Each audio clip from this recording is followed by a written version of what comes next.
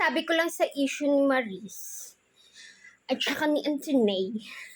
Si Antonay, ayan.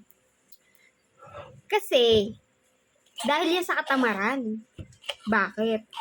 Binigyan ka na nga ng permission na i-delete mo yung convo nyo tapos hindi mo pa dinelete. Oh, tinamad ka mag-delete? Ha?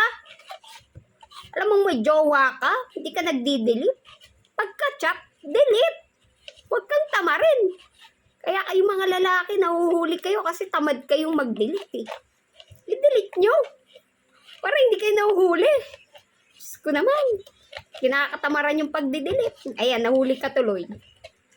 Kung dinelete mo kasi, di sana, wala kayo sa ganyang situation ngayon. Nagigil ako sa'yo eh. Pakalitak nga, isa. Sa bumbunan lang. Pero, sa ginawa mo na yan, tinorture mo yung girlfriend mo.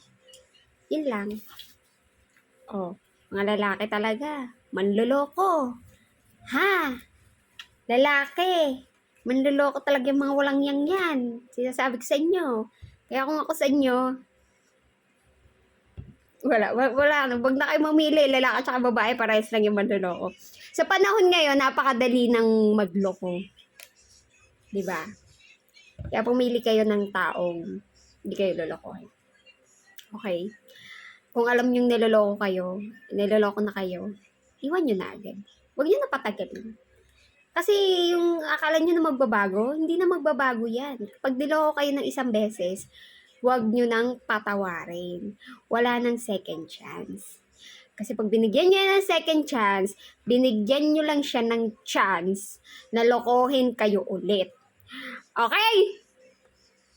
Intindihan nyo ba? Gigigil ako sa inyo eh. Delete kasi. Mag-delete.